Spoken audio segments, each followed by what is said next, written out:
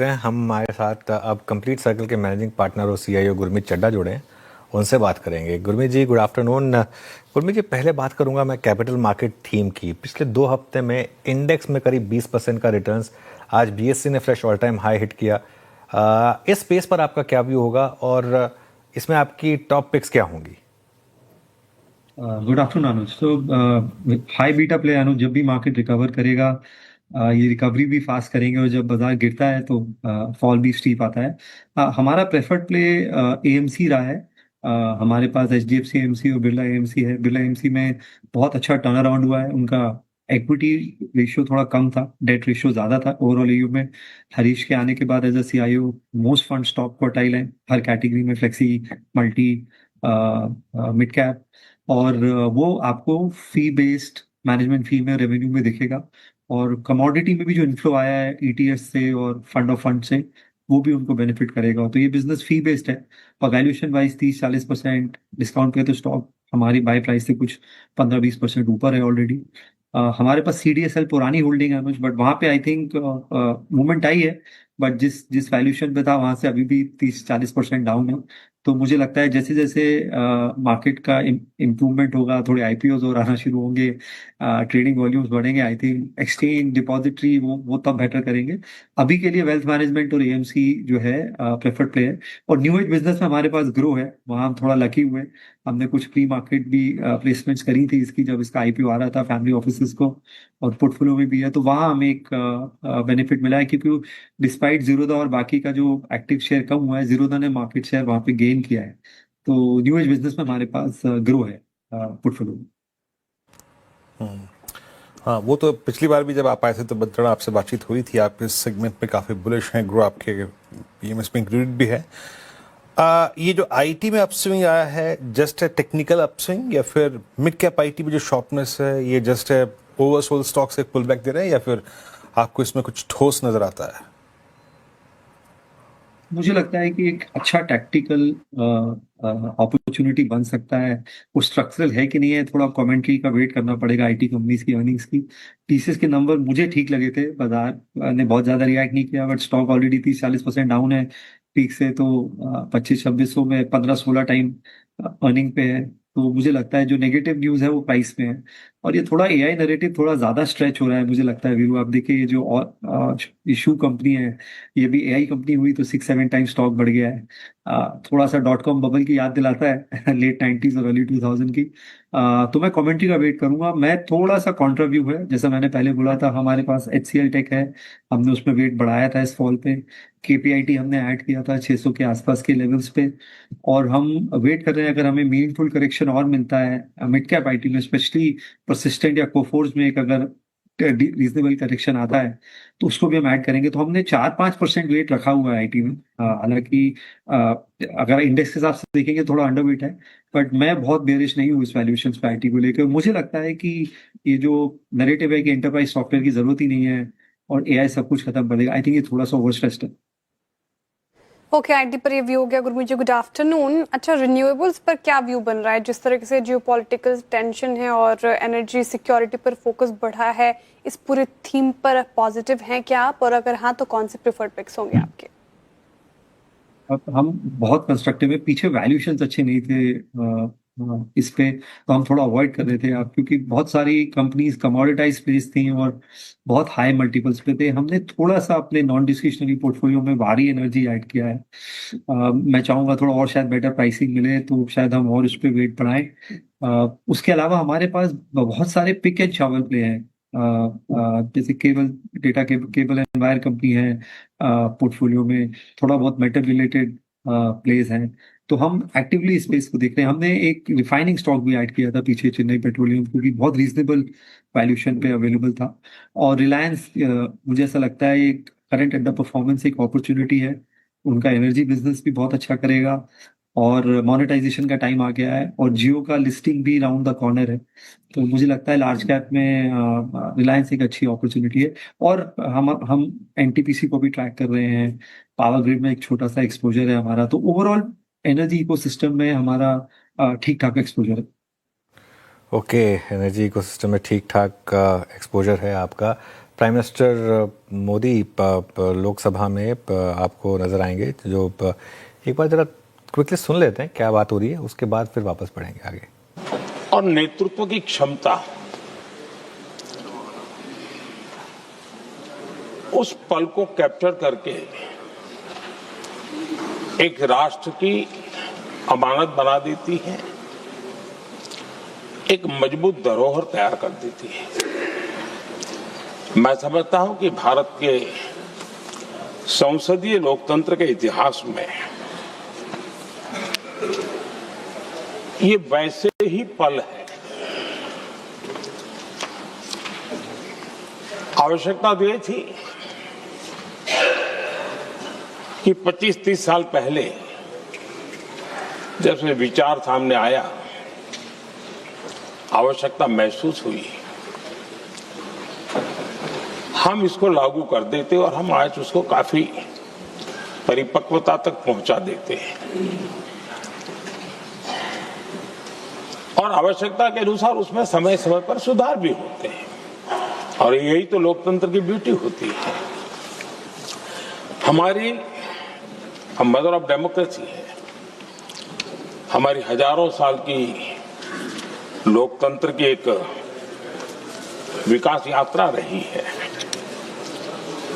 और उस विकास यात्रा में एक नया आयाम जोड़ने का एक शुभ अवसर सदन के हम सभी साथियों को मिला है। और मैंने प्रारंभ में कहा है कि हम सब भाग्यवान हैं कि हमें ऐसे महत्वपूर्ण और देश की आधी आबादी को इस राष्ट्र निर्माण की नीति निर्धारण प्रक्रिया में हिस्सेदार बनाने का सौभाग्य मिल रहा है।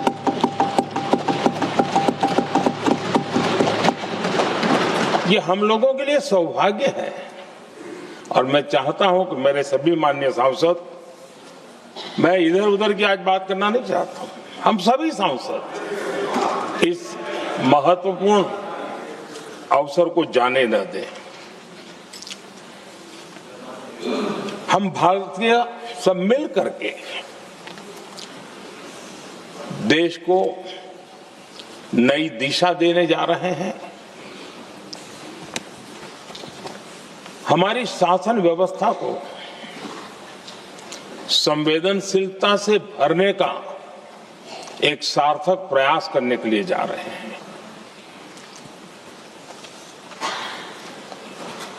और मुझे विश्वास है कि इस मंथन से जो अमृत निकलेगा वो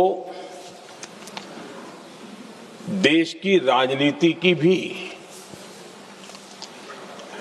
उसके रूप स्वरूप को तो तय करने ही करने वाला है, लेकिन ये देश की दिशा और दशा भी तय करने वाला है। इतने महत्वपूर्ण मोड़ पर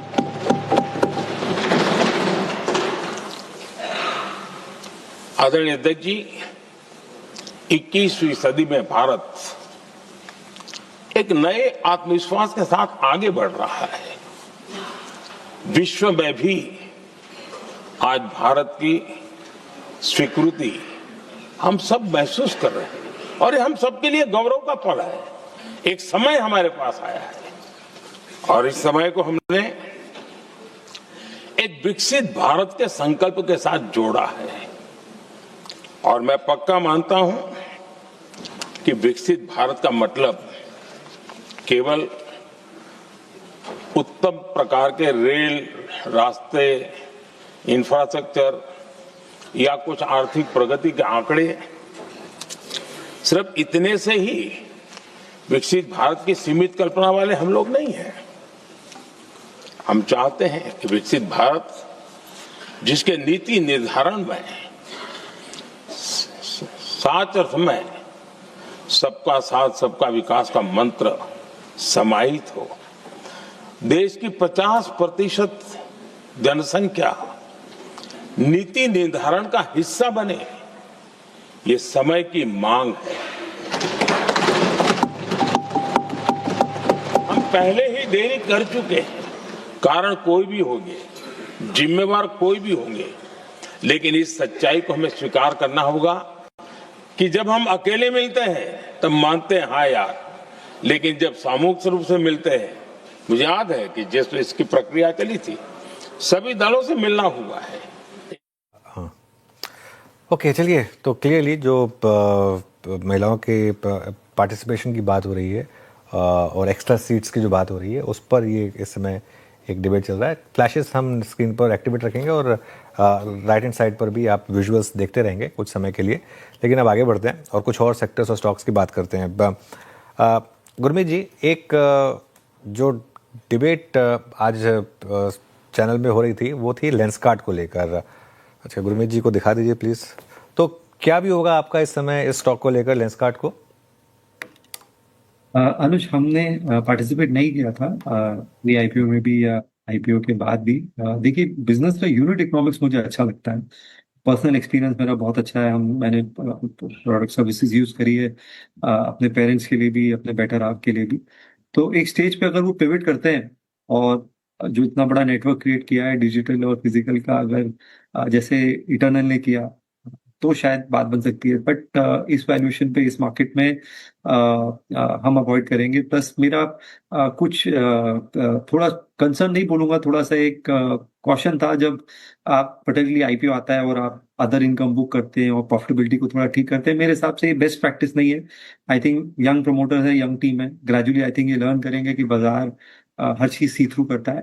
तो प्रॉमिसिंग बिजनेस है, लेकिन आप पोर्टफोलियो में 20-25 स्टॉक्स ही ले सकते हैं। तो न्यू एज बिजनेस में हमारे पास इटर्नल है, पेटीएम है, ग्रो है, और अभी हमने जियो फाइनेंस थोड़ा सा और ऐड किया। मैं उसे उतना ही न्यू एज मानता हूँ क्योंकि काफी डिस्टर्ब करने वाला है जियो फाइनेंस। ये अपनी बेटर हाफ के लिए आपने टाइटन भी इस्तेमाल किया था क्या? इस पर व्यू क्या है? वो तो सबको करना पड़ता है गुरुजी, हर बड़े ओकेजन पे। मेरी एसआईपी है, लेकिन इसलिए पूछ रहा था मैं क्योंकि आज SIP all time high create किया है। आज ऑल टाइम हाई क्रिएट किया टाइटन ने।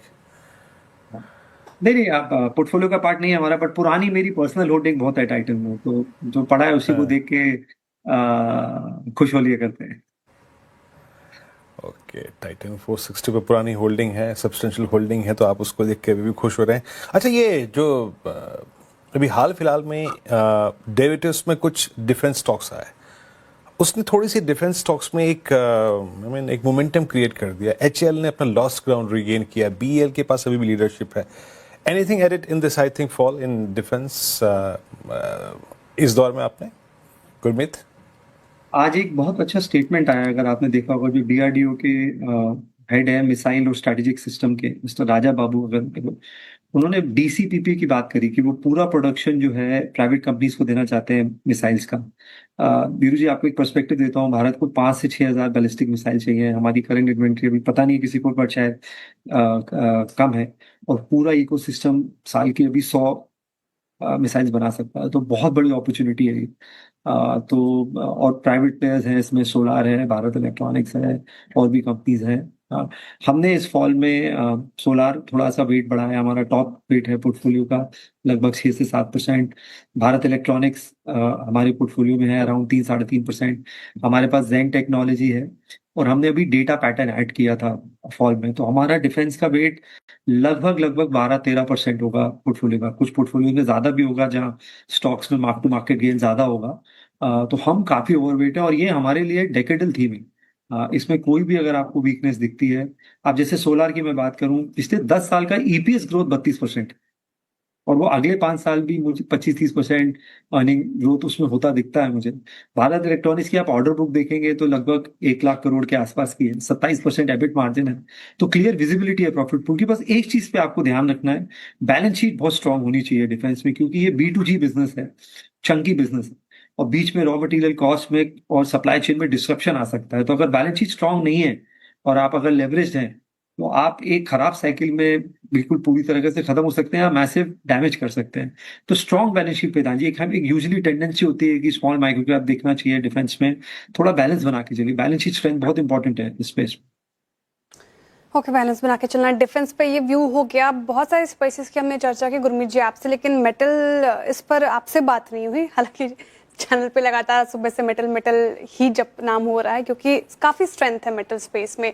यहाँ पर क्या व्यू बन रहा है सर आपका, और कौन से, अगर स्टॉक स्पेसिफिक हो पाए आप तो कौन से स्टॉक्स ज्यादा आपको कन्विक्शन वाले लग रहे हैं?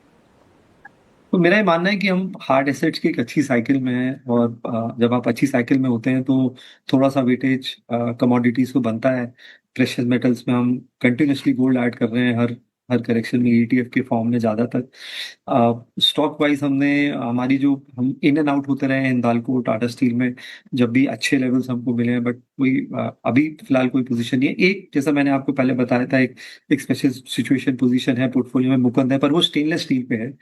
मुकुंद ने पीछे अपने लैंड मोनेटाइजेशन किया एक 600 करोड़ का, कंपनी 2200 करोड़ के मार्केट कैप की है, और अब ये बजाज कंपनी है, नीरज बजाज जी इसके चेयरमैन है। तो ये हमें लगता है ये एक टर्न अराउंड स्टोरी है। डेट रिडक्शन होगा, कंपनी का फोकस है क्लियर, और थोड़ा जब यूरोप इंप्रूव होता है तो क्वालिटी ऑफ एक्सपोर्ट्स और रियलाइजेशन भी बढ़ेगी। तो ये एक पोर्टफोलियो का एक एक पार्ट है, छोटा वेटेज है, करीबन 1.5% के आसपास का वेटेज। चलिए गुरमीत, बहुत बहुत शुक्रिया आप इस कार्यक्रम में शामिल हुए।